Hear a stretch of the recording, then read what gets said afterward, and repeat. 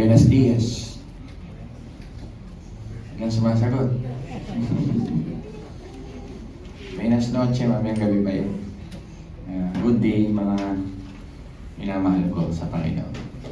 Sabihin nga natin sa ating katabi, thank God you are here.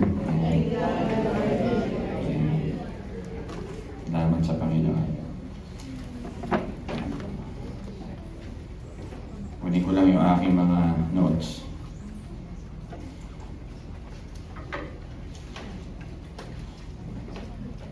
From judgment to joy. Dito na ako mag-i-end sa Jude. Kasi napapagod na yung mga scripture reader ko. Isang buong Jude pinababasa ko yan. From judgment, justification to joy. Yan po ang laman yan. Yung judgment, they belong to the evil people. The apostasies, the apostasias, the false prophet. The justification, ibig sabihin pinawalang sala ng Diyos, they belong to the believers. And the joy, they belong to God and to the believers. Klaro po ba? Sabi nga ng Zechariah, Zephaniah, the Lord is singing with joy sa katubusan. Alam niyo ba, maawit ang Diyos? Sa susunod ng mga pagtatagpo natin, babanggitin ko sa inyo yung awit mismo ng Diyos para sa mga tinubos o naligtas ng Panginoon. From judgment, sana hindi ka makasama dito. Ito yung mga taong walang pananampalataya, walang pagkilala sa Panginoon, hindi siya kinikilalang tagapagligtas, Diyos na kanilang buhay, walang lordship sa kanilang buhay, sila ang nasusunod. Talagang patungo doon ang taong ito. Yung judgment. At yung justification, ito naman yung mga taong pinawalang sala dahil sa kanilang pakipag-isa kay Kristo. Ito yung mga taong kahit nakagawa ng kasalanan ngayon na nagbibigay sa kanila ng depression, kalungkutan, I will guarantee you na it is enough for your thinking to think like that. Kasi ang ibig sabihin ng justification, the past, present, and future, nabanggit ng inyong Elder Amado sa kanyang first preaching, is already settled, inayos na ng Panginoon. Pero hindi nangangahulugan yung maging lisensya mo yun para gumawa ka ng kasalanan. Ibig sabihin lang ng pinagawang matuwid ng Panginoon sa inyo na nagugupo ng kasalanan, sa inyo na nahihirapan sa kasalanan. Gusto kong sabihin sa inyo na kung ikaw ay na kay Kristo, ikaw ay ihaharap ng Diyos na walang kapintasan. Kaya magre-review tayo ng buong book ngayon. Pero ang pinaka-final book natin na babasahin ko sa inyo sa umagang ito ay nasa verse 24 to 25. Pakibukas kayo sa inyong mga Biblia at nandito na tayo sa joy of God and joy of the mga believers. Sabi rito, sa Kanya na makapag-iingat sa inyo upang hindi kayo magkasala at makapagharap sa inyo ng walang kapintasan at may malaking kapag harap sa inyo na walang kapintasan at may malaking kagalakan sa kanyang kaluwalhatian. Sa iisang Diyos na ating tagapagligtas sa pamagitan ni Jesucristo ang Panginoon natin. Sa kanyang kaluwalhatian, kadakilaan, kapamalaanan at kapangyarihan mula pa noong una, ngayon at magpakinabang. Pinabasa ko kay Karen ang lahat dahil may mga ilang dadaan-daanan tayo mamaya. Nung mga nakaraang linggo, from Elder Amado hanggang sa 2 Sundays back, na tinalaki ko sa inyo, is a heart of contention. Ibig sabihin ng contention, nakikipagdigma, nakikipaglaban, nakikipagbattle, nakikipagtunggali. Pero ngayon gusto ng Panginoon sa bendition, is a heart of a champion. Gusto ng Panginoon na siguraduhin mo na ikaw ay panalo. Amen po ba doon? Kaya si Mayweather, maunawaan nyo, ang nasa utak nun basta pumasok sa ring, hindi siya matatalo. Magandang attitude yun, kahit bayaran niya yung mga, sorry to tell you, kahit bayaran niya siguro yung mga judge o ano. Mukhang mahalata eh, no? Kasi marami siyang mga pinanood ko na natalo naman sa isang Meksikano at kay Pacman. Tingin ko lang. Pero nanalo kasi he will do everything to win. Pero tayo naman, God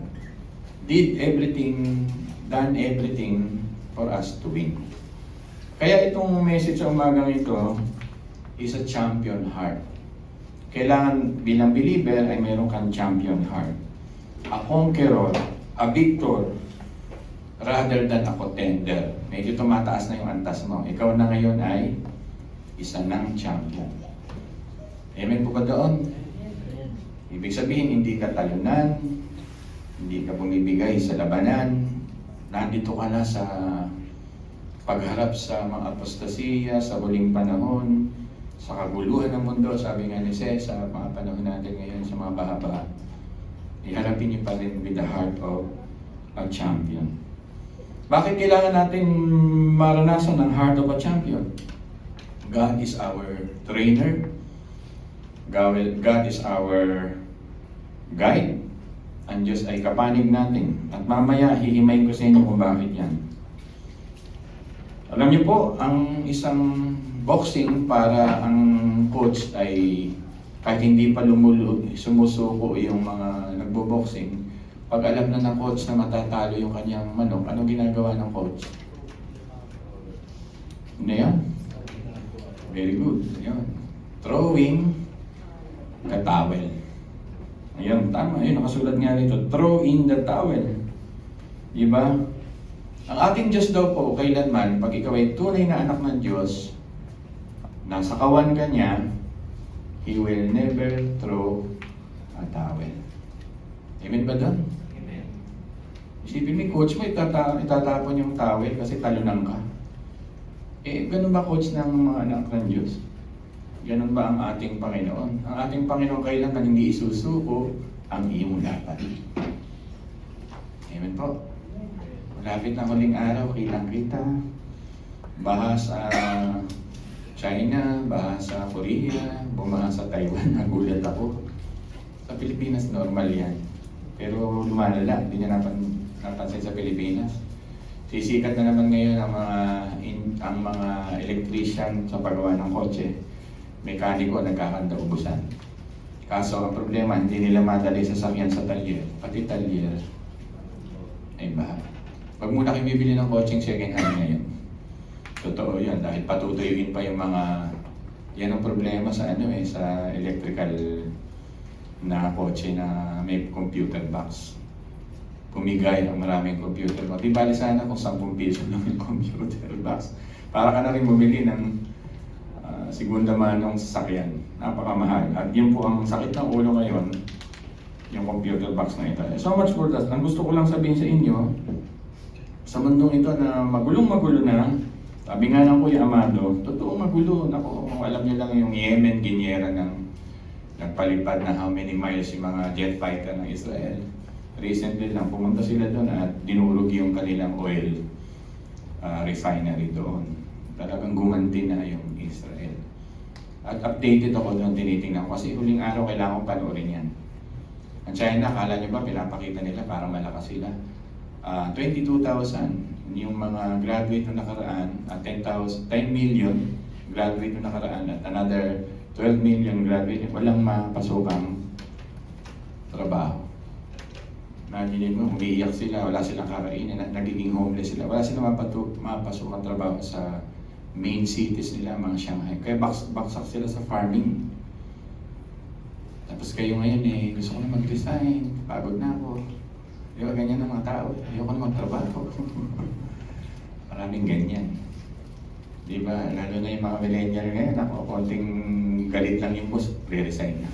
Konting pagod, re-resign. Hirap po, walang pangkain. Hirap yung manghihingi ka ng food mo kasi wala kang trabaho. Kaya ngayon, pagtsagaan nyo, kahit mahirap ang mga trabaho ninyo, harapin mo with strength from the Lord. Amen ba doon? Amen. Kaya minsan masarap yung bansa na medyo nahirapan ng konti, hindi ka basta magre-resign.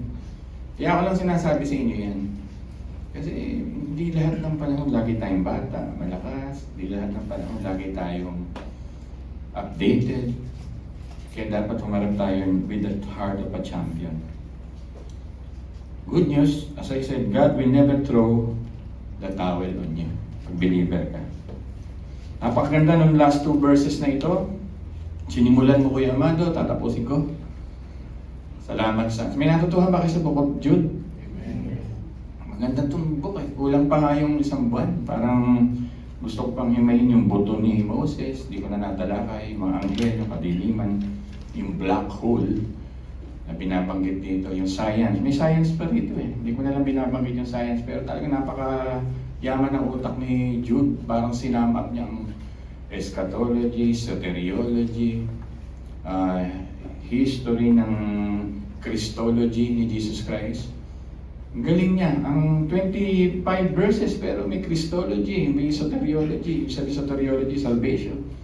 May eschatology, may last days. Kompleto. Napakagaling niya magsulat. Hindi dahil sa kapatid siya ni Jesus, ano?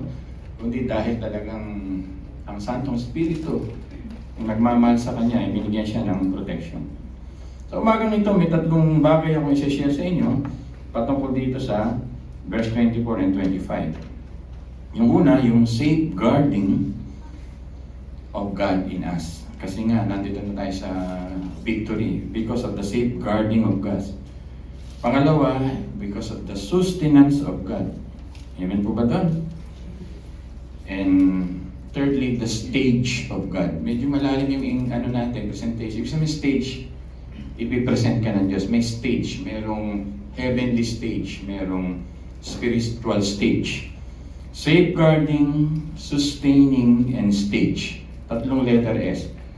Maganda po ito at pag-uusapan natin yun. Dito po, para manalo ka sa labanan, nakita ni Judas that everything begin with the Lord as we walk with our Savior. Kailangan sa simula pa lamang makita mo na iniingatan ka ng Panginoon. Kaya nga sabi sa verse 1, napakaganda, para sa mga tinawag ng Diyos, sa mga namumuhay sa pag-ibig ng Diyos Ama, at iniingatan ni Jesucristo. Obserbahan niyo yung verse 1, tumalon kayo ng doxology, sa Kanya na makapag-iingat sa inyo. From the opening to the end, ang talagang pinapakita na meron tayong victory because iniingatan ka ng Diyos. Amen po ba doon? Sabihin mo nga sa katabi mo, iniingatan ka pa rin ng Diyos. Ayan, nilagyan ko na lang ng ka pa rin kasi may mga tao kasi na minsan parang iniingatan ba ako ng Diyos? Mukhang pinabayaan ako ng Diyos. Pag anak ka ng Diyos at nandito ka naman sa church, kahit may pagsubok ka sa buhay, sa pamilya, sa problema, sa trabaho, huwag ka nang mag-alala. Mahal ka ng Diyos, iniingatan ka ng Diyos, may planong maganda ang Diyos sa iyo. God will never be a coach who will throw his towel. Yun ang napakaganda sa Panginoon. Hindi ko na ibig sabihin, para liwanagin pa, ang ibig sabihin ng doxology, ibig sabihin ng doxa ay praise, and logos is word. That's why ang talagang ibig sabihin ng verse 24 and 25, giving glory and praises through our words, through our preaching, through our statement sa ating Panginoon. Ang ating author ay hindi lang po may purpose na maganda ang ending. Binibigyan niya tayo na may assurance tayo na ibibigay ng Diyos para makaharap pa tayo sa another round ng boxing. Di ba, may nakanonood kayo ng boxing minsan, ayat sabi ng kalaban, napanood yung may kay Pacman, saka yung kay De La Hoya.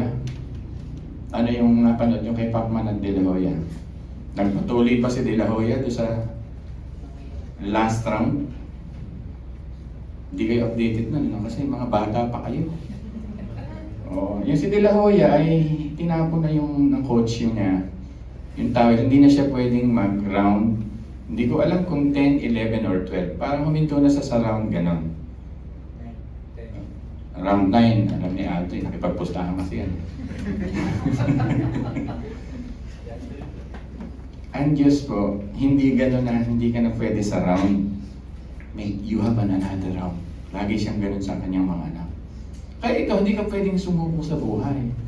Hindi ka nga pwedeng pag nakita mo yung nakaka-discourage na buhay sa pagitan natin. Ayoko na. Mag-quit na ako. Ang Diyos natin napakabait. Bibigyan ka niya ng another round to face apostasy, context. Sino ba sa inyo nahihirapan sa buhay? Parang suko na ako, ayoko na magtrabaho. Ganyan kasi common yung trabaho. Ayoko na mamasukan. magre-resign na lang ako. Sabi ni Candice, magre-resign na ako, pagod na ako. Hindi niya alam, pag wala na siyang pera, mas nakakapagod, mas maha-high blood siya. Pag wala kang pera, ako nga awayin mo, Candice. Ang awayin mo na lang yung kliyente matigas ang ulo. Huwag ka na muna mag-resign. Siyempre napapagod din siya, gusto rin niyang umuwi. Naintindihan ko naman, itaas ang paa. Ano ba ito? Tatrabaho ko maghapon.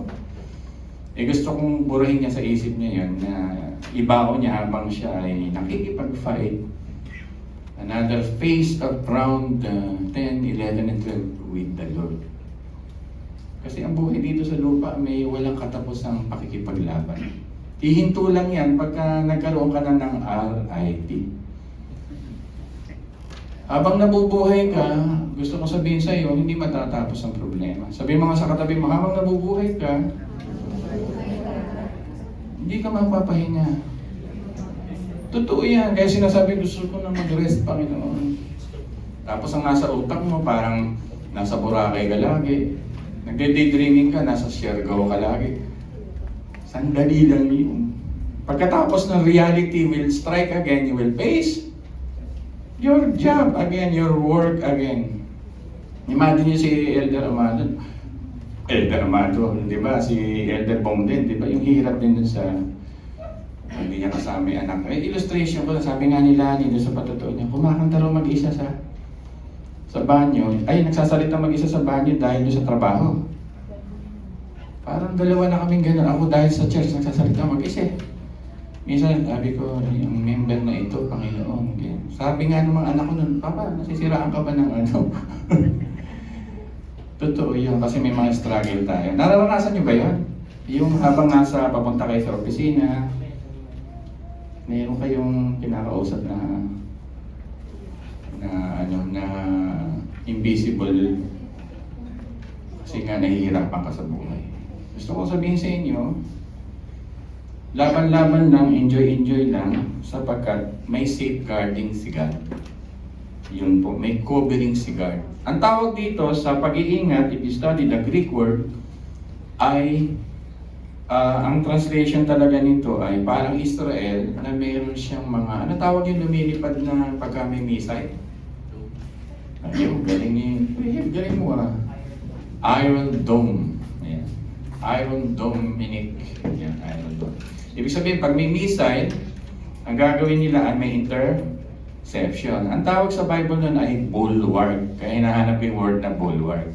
Kanta yan ni Martin Luther, a bulwark that never failing, a mighty fortress is our God.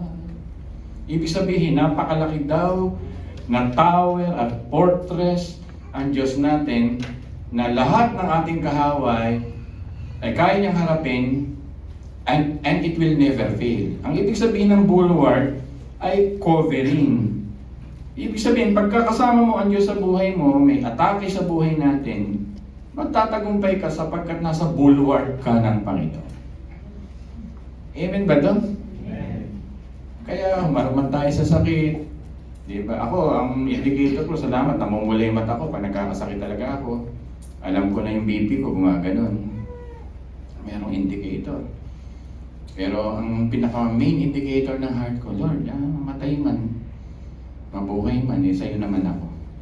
Kaya ihanda mo lang aking damdaming minsan ay, alam niyo, hindi ako takot sa diablo hindi ako takot sa dilubyo Isa lang naman tinatakutan ko dentista. Kahapon, harap-harap ako sa dentista, ito na. Sabi ng dentista, hindi ka pa pwedeng bunutan. Next week pa kasi kumikilap, sabi ko sa loob ko, praise God. Kailangan. Pero pagkatapos na nagsisisi rin ako, Lord, sabi ko, hina na loob ko sa mga injection. Laki-laki kong lalaki. Kahit ang ganda-ganda ng dentista. Talagang tingin ko sa kanya, diablo. Talagang, sabi ko, Lord. Pero pag pumipikit ako, grabe prayer ko sa harap. Yun ang pinaka-grabing prayer sa harap ng dentista. Yung loob ko. Pero pag naaalala ko, ito, kiddingly aside, na ang Diyos ay safeguarding natin, makapag-iingat sa atin. Hindi dapat tayo kabahan. Imagine mo, I'm just talking about yung mga practical life lang. How about yung atake sa simbahan na verse 4, creeping silently? Pag tunay kang anak, di ka maapektuhan, di ka masasway. Pag tunay kang anak, paniniwalaan mo yung great theology that we are saved by grace through faith. That we are saved by faith alone, that our authority in our life is the Bible alone, and Christ alone. And lahat ng ginagawa natin para hindi tayo maitaas is for the glory alone. Mabuhay ka lang ng ganun, ay mananalo ka sa buhay na ito. Diba? Ang ganda na binigay ni God, yung assurance that God will win the battle. That there will be no room for quitting. Yun po ang maganda. As I said, yung judgment is about them. Binanggit yan sa verse 4, sila yung nagkikreep. Sa verse 8, sila yung mga dreamers. Yan po yun. Sa verse 10, sila yung nagsasalita ng masama. Sa verse 11, sila yung, ano nga ba, hindi ko na research yung verse 11. Ito yung mga, hindi tayo mga kamali. Sila yung kakilakilabot ang sasapitin. Sila yung sapagkat sumusunod sila sa halimbawa ni Cain. Si Cain, mamamatay tao. Tulad ni Balaam, mukhang pera. At nag-aatubiling gumawa ng kamalian dahil lamang sa salapi. Ayun, nakita mo, binanggit nga. At naghimagsik silang tulad ni Korah, rebellion. Money, lust, and rebellion. Yun po yun. Sila yan. At sabi nga sa verse 12, sila yung mga taong napakalaking kahihiyan at kasiraang puri ang sila'y makasama ninyo sa mga salo-salong pang magkakapatid. Nakita niyo bakit? Sapagkat may spots sila, may blemishes. Verse 14, tungkol din sa kanila ang pahayag ni Enoch na sa kabilang sa ikapitong saling lahi mula kay Adan, sinabi niya, tingnan ninyo, dumarating ang Panginoon kasama ng kanyang libu-libong mga banal na anghel. Ito na yun. Sila rin yung nasa verse 16, tingnan nyo, ang mga taong ito ay walang kasiyahan. Di ba? Discontented ang mga puso, mapamintas. Naku po, meron ba tayong ganitong attitude? Huwag na po, mga minamahal. Sumusunod sa kanilang mga pagnanasa. Follower sila ng kanilang mga lust. Mayayabang, meron pa ba tayong ganito?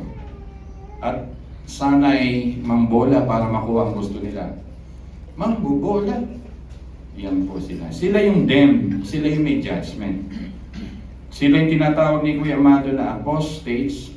Sila yung minessage ko sa inyo. Ang tawag sa kanila ay defector. Ang tawag ng Biblia sa kanila, fall away.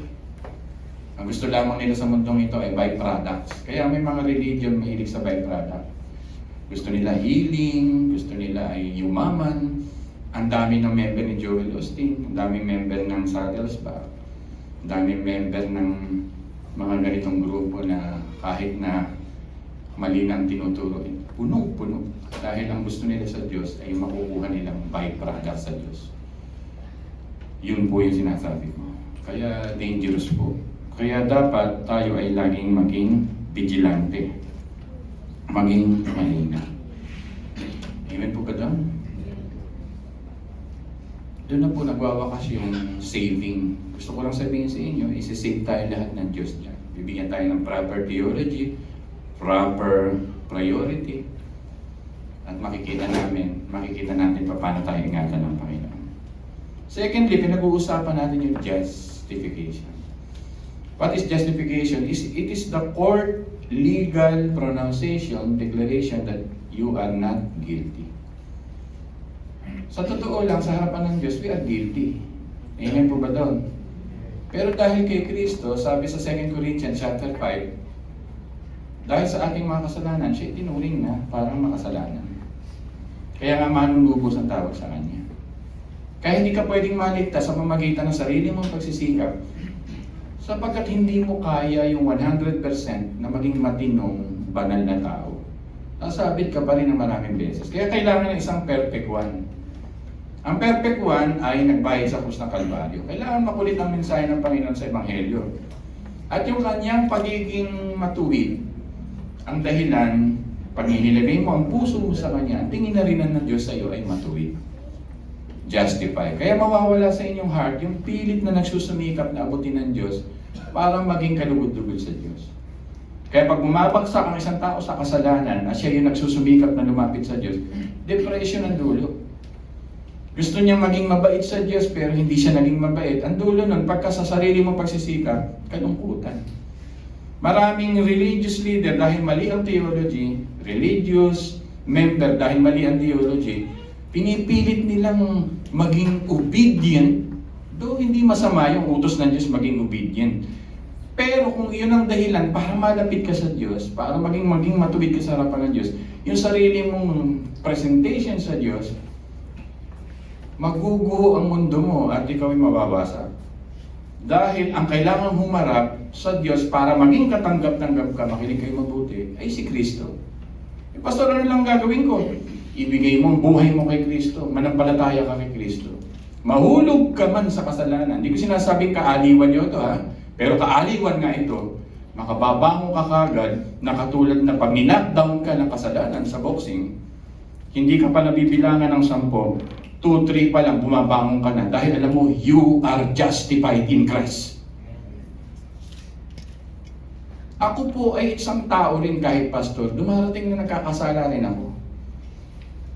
Darating yung kalungkutan ko pag nagkakasala ako. Bumibigay ako pag nagkakasala ako. Pero pag bubulay-bulay ako ng justification, Romans chapter 5, na naging matuwid ako dahil kay Kristo, na anuman ang aking pagkukulang ay tinatanggap ako ng Diyos, minamahal ako ng Diyos. At walang kondisyon ng Diyos na ako ay itapon dahil nanampalataya ako kay Kristo, makakabangon ako sa aking pagkakabagsak. Kaya sa inyo, pag nakakaranas kayo ng pagkakabagsak, ay ibig ang Diyos. Pagka yung ayaw kong gawin to pero nagagawa ko. Di ba nga sa Romans chapter 7? Gusto kong gawin to pero hindi ko nagagawa. Mawawala ang struggle mo ng pag-correct ng theology mo. At magkakaroon ka ng malalim na kapayapaan na katulad ni Martin Luther, na hindi niya iniharap ang sarili niya na buong pagsusumika para abutin lang ang Diyos at sabi niya, nabigo ako. Pero nung inilapan niya ang kanyang puso kay Kristo, ay siya'y naging matuwid sa harapan ng Diyos. Amen po ba doon? Bakit mahalaga ang mensaheng ito? Sapagkat hindi ka matatanggap ng Diyos sa buhay na walang hanggan kung hindi ka matuwid. Kailangan lang maging matuwid ang isang tao para makapasok sa buhay na walang hanggan at walang taong makakaabot sa Diyos.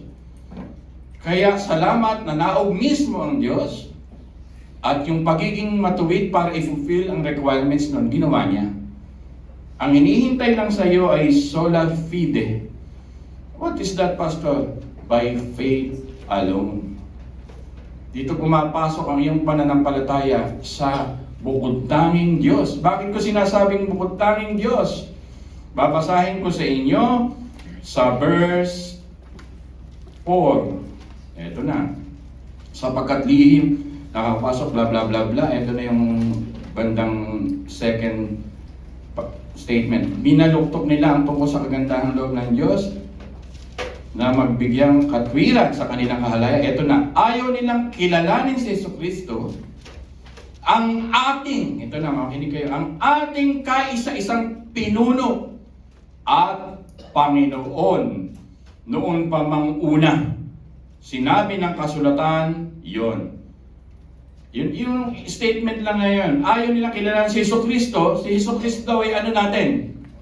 Ang ating kaisa-isang pinuno at Panginoon. Ibig sabihin, siya yung haharap. Siya yung accountable sa Diyos. Siya yung representative natin sa Diyos. Siya yung titingnan ng Diyos pag tinitingnan kang nagkakasala na.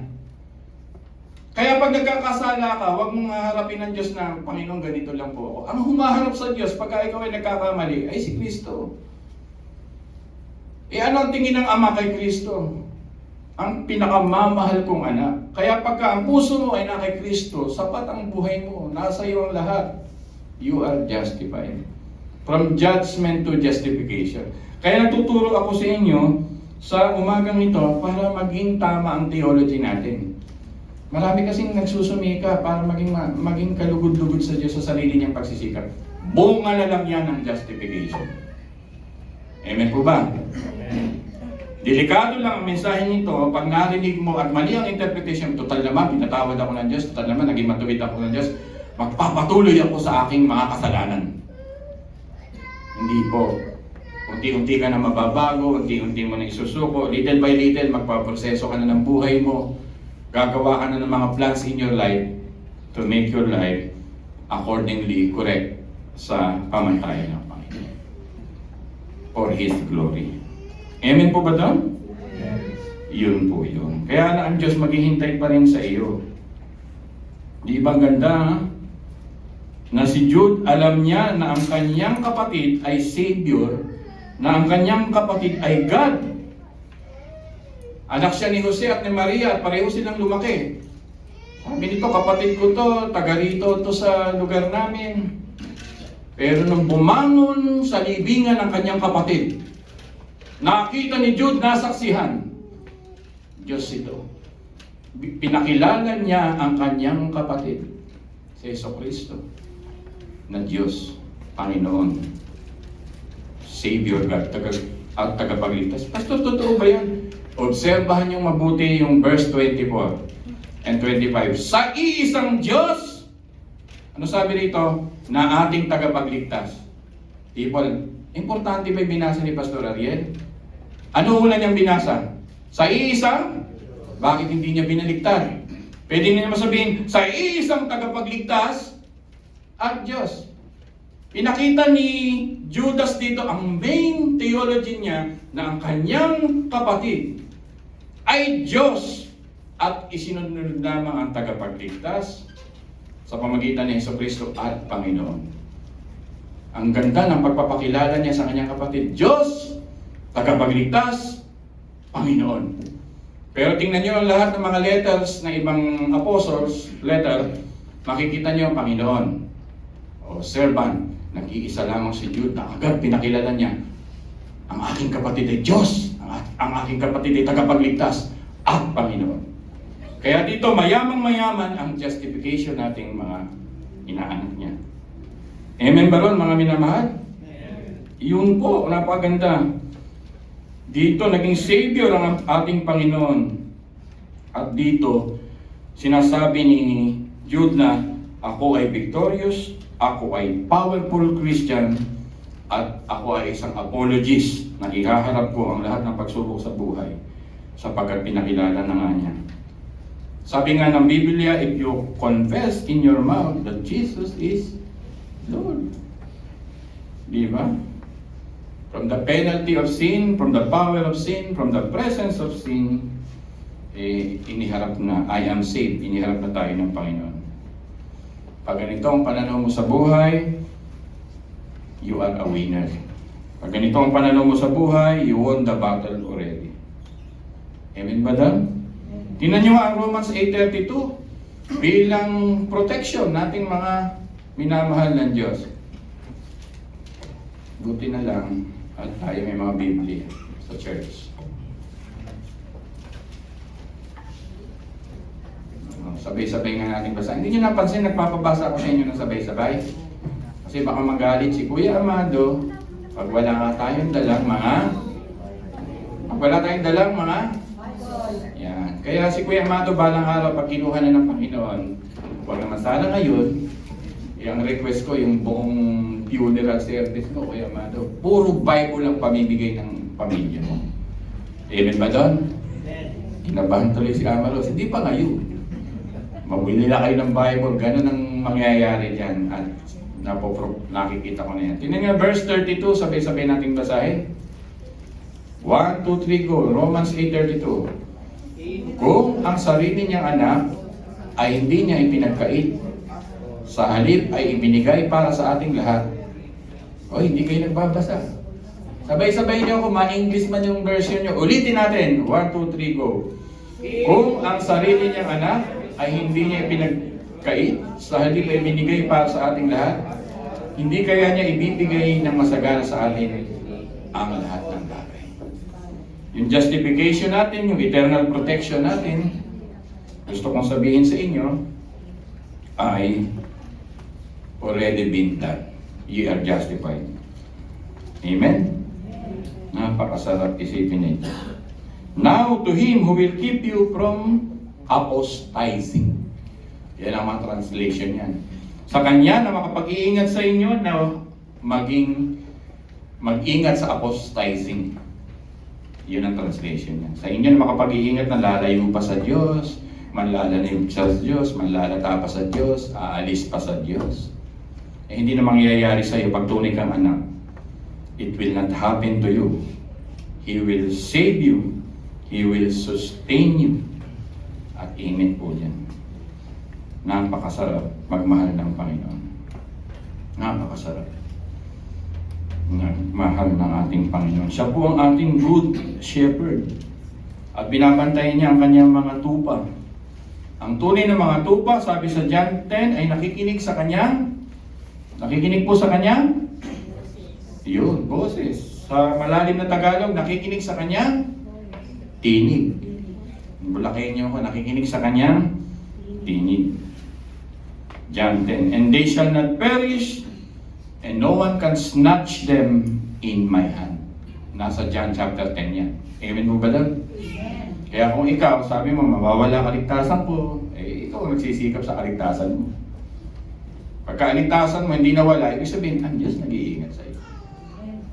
Kaya pag save ka talaga. Totoo yun, naniniwala ako sa theology niya. Pag totoong save ka talaga.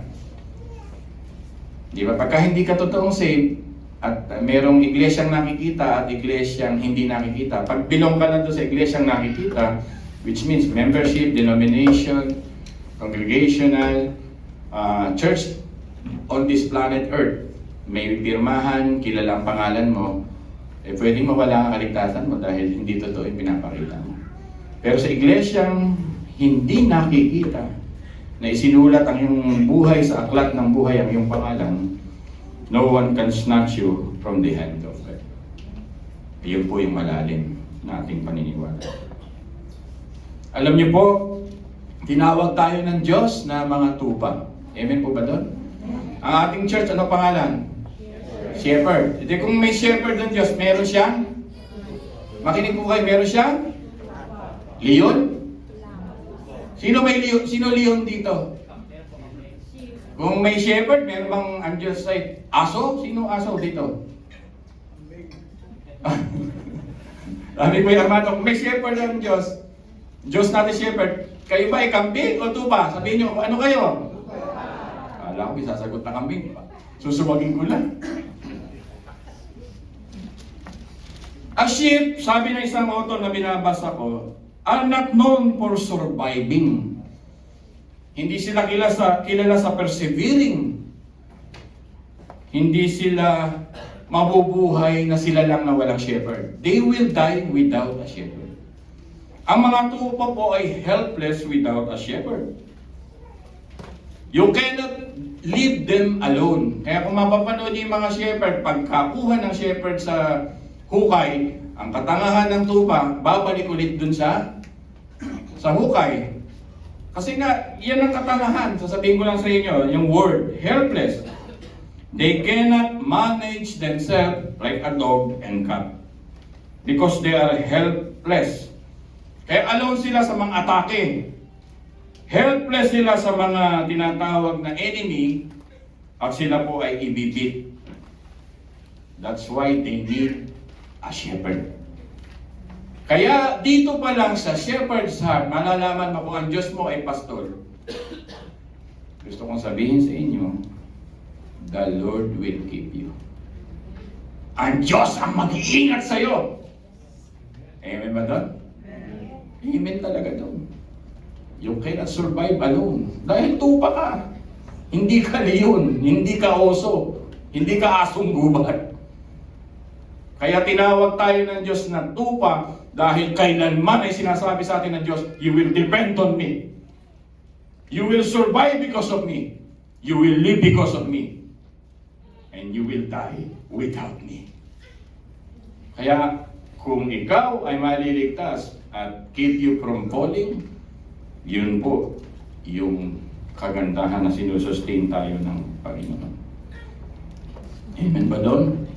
Kaya nga sa Jude, verse 1, we are called, we are sanctified, And we are preserved. Andyan yan. Napakaganda. Totoo na ang Diyos may proyekto pa sa buhay mo.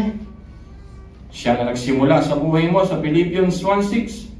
The one who begins in your life will be the one who will sustain you for the rest of your life. Amen ba doon? Sarap. Kaya sabihin mo sa buhay mo, sabihin mo nga sa umagang ito, I will not quit. Meron tayong coming camp. Pag nag-quit ka pa rito, nako, sa akin ka malalagot. Nanakot till the day that you are glorified. Papunta na tayo dito sa pangatlo. At ang tawag dito sa pangatlo na ito ay from judgment, from justification, from the joy of the Lord. Stage. Ano yung una kong S na binanggit sa inyo? Safeguarding. Pangalawa? Pangatlo yung stage. Alam nila ng mga teacher yan. Ibig sabihin ng stage ay may ipipresent ka. Yun ang ibig sabihin ng stage. Ibig sabihin ng stage, meron kang ipapakita. At ang Diyos, Heso Kristo, makinig kayo yung mabuti, theology to. Meron siyang ipipresent sa kanyang Ama na walang kapintasan dahil sa ginawa niya. At tayo po lahat yun. We will present, kaya ang linaw ng Bible, ano sabi ng binasa natin kanina? Faultless. Di ba sa Kanya na makapag-ingat sa inyo upang hindi kayo, makibasa, sa inyo na makapag-ingat upang hindi kayo, sa totoo lang nagkakasala naman talaga tayo. Day to day. Makinig kayo mabuti. Makinig po kayo mabuti. Wag muna tayo lang tayo. Halagi sinasabi ni Pastor. Makinig kayo mabuti. From day to day, nagkakasala tayo. Ang tawag dito, actual holiness, actual living. Pero pag alam mo na kay Kristo ka, God will present you as a stage na sa harapan ng Diyos, faultless. Amen doon. Good news yun. Meron ka ng faultless life. Sabi nga ni Paul, faultless life, may mga bagay pa ako hindi ko pa naaabot, sabi ni Apostol Pablo. Ang ibig sabihin ng faultless life, nung sabi ng Panginoon kay Pedro, siguro sa puso ni Pedro, ako ay expert na, ano ang trabaho ni Pedro? Gusto kong malaman ninyo, ano trabaho ni Pedro? Parang duda pa kayo, hindi niya malakas. Ano trabaho ni Pedro? Mangingisda. Ano sabi ni Pedro? Meron bang kwento sa kanilang pangingisda na minsan sabi ng Panginoon sa kanya sabi ng Panginoon sa kanya, itapon mo yung iyong lambat sa kanan. Pero nangatwiran pa siya. Anong katwiran niya? Nakikita niyo kwento. Anong katwiran ni Pedro? Magdamag kaming ng huli. Sino kaya nagsasalita nito? Hindi niya kaya alam. Ako pinaka-expert dito. Yung parang gano'n, ako pinaka-mangingisda. Maliwanag na maliwanag ang buwan. Nasa ilalim ng tubig. Yun dahil sa sinabi mo. Dahil sa sinabi mo, ano ginawa ni Pedro? Pinagis niya. O pagbuhat ni Pedro ng isda, ng lambat, ano ho nangyari? Masira-sira yung lambat, mapunit-punit ang lambat. Kaya nung makita niya ang Panginoon, depart from me. Kilala niya ang kanyang sarili at kilala niya ang kanyang kaharap. Yun lamang po ang gospel. Ang aking sarili marumi. Ang aking sarili hindi karapat-dapat. Ang aking sarili ay talagang lubog. Ngunit sa sinabi mo, yung po yung nagpe-present sa atin. Kaya doon mo ilalagay ang pananampalataya na kailanman ay hindi tatako ng tawel. Kaya pag na kay Kristo ka, panalo ka talaga. Yun po ang mensahe niyo. Dapat kilala mo ang kaharap mo. Sabihin mo sa katabi mo, dapat kilala mo ang kaharap mo. Hindi ko ako yung kaharap niyo, kundi ang Panginoon. I will present you, malapit na tayo matapos, faultless because of Christ. Paano katutumba ang liwaliwanag sa boxing na sinabi, pag binilangan ka ng 10 sa boxing, Anong mangyayari sa'yo? Ikaw ay? Paano ka mananatiling knockdown? Iyang sinasabi ng Panginoon, one day will be resurrected in Christ. Isang araw ay babangon kang kasama ng mga patay. Walang mananampalatayang tumba. Pinapakita ritong babangon at babangon at babangon ang lahat ng mga anak ng Diyos. Resurrection is the most powerful sermon in us that we are victorious Christian. Kaya ako namumuhay ka pa rin ngayon, Pastor, may depression ako, may mental illness ako, Pastor, nalulungkot ako, Pastor, sad po ako. My God! Help them. Sustain them. Help them to remember they are your people. Amen ba doon? Inihin ko ang message ng Diyos sa umagang ito. For you to know that we are victorious. Sabihin mo nga, number 1, victorious. Victorious. Number 2, faultless. And number 3, glorious. Yun lamang po yung laman ng tatlong message na yun. Tayo po lahat ay tumayo. Mukhang maganda yung kanta kanina ni Ma'am Hazel ng Tagalog. Yun na lang muna ang end natin.